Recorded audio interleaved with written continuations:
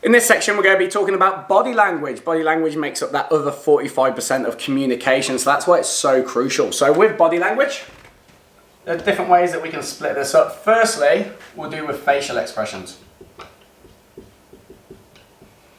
So with facial expressions, obviously you want to make sure that your face expression is matching your tone and the words. But obviously what you're describing, obviously it's coming through your face. If it's a negative, scrunch up that face, obviously again. If it's positive, it's high.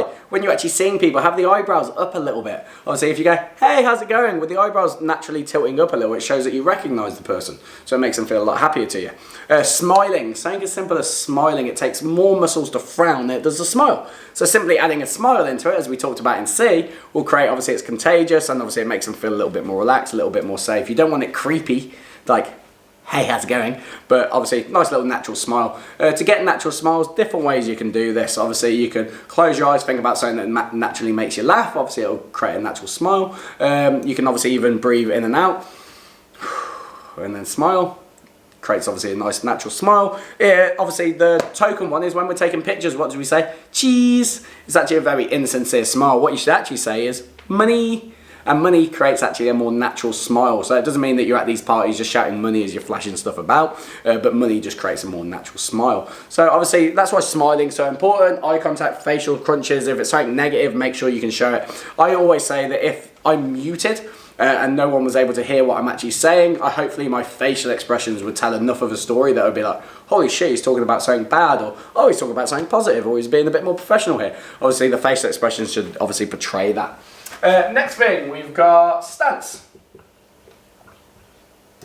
So with stance, how you stand. So when you're doing an interaction, you want to be standing side on. If you stand front on, it's confrontational. So you want to be nice and side on. Weight needs to be on that back leg. Obviously, if it's on the front leg, you're pushing forward a little bit more, and the back leg shows you you're nice and relaxed. In a presentation, it's actually been seen as well. If you're leaning forward, that's good for emotion. Logic is back. So obviously, you add that into your presentations where you're doing the attention, interest, desire, and action.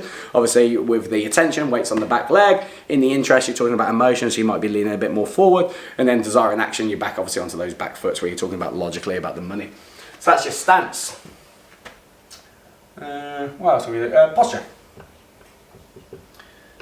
Cool, posture. You want to be shoulders back to show confidence.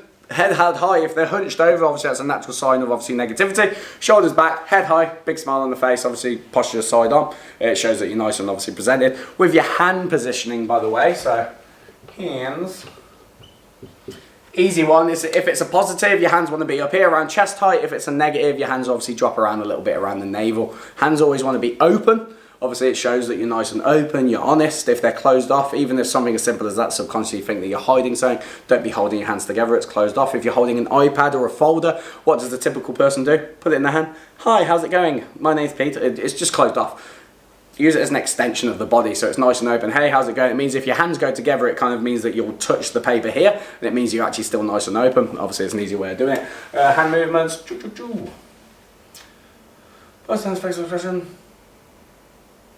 And I think that's about it. Covered. Cool. Obviously, dress code, of course. That's the last one. What you're wearing, before they even talk to you, before you even speak, they're going to be looking at what you're dressing. So if you're wearing something that's nice and professional, and clean, tidy, iron, obviously they're going to think, shit, this guy's sharp. Once again, if they're looking like you're Raggedy Ann, then obviously then just going to be thinking you're not an expert. So before they even see you, how you dress is really important. Then your facial expression, stance, posture, and hands. Easy as that, guys, obviously. So once again, you want to be painting the picture. So when you're doing your hand movements, it's adding to it. So there's a couple of little simple ones. If you want to emphasize a certain point, I do a thing called the dart throw. So you can go like that. Say, for example, 60 people. You know what I mean? 60 people. Or you could say, or the hammer is like, every single day, you know what I mean, or pointing every single day. It just adds these stuff out. If you're talking about some stuff over here, obviously, and then you want to put something in front of them like critical, so you can go, yeah, so it's not the average flus or the average colds, but this is the most critically ill people, and boom, right in front of them, yeah? If you're saying hi, nice little wave, smile on your face again. If you want to talk about something honest, put your hand to your chest. So I always like to have badges, name, identification around your chest. So when you go, hi, my name's Pete, obviously you're pointing to your heart, shows a bit of sincerity.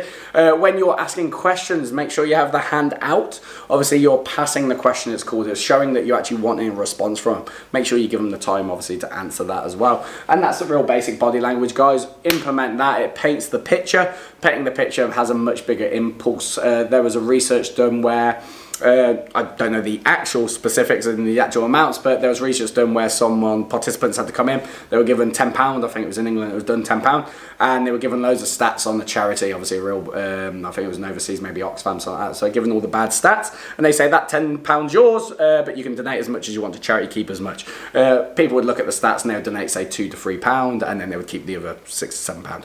And then what was happening is when they did the exact same experiment, but they showed pictures, people would end up actually donating about £7 or £8 and keep about £2 or £3. So obviously it was a much bigger impulse because painting the picture allows people to imagine it more. Once again, it drives emotion. Remember we said emotion is where we sell on, and obviously logic is where we justify. So make sure the words are in there with the right stats, but you're emotionally painting that picture. And that's body language.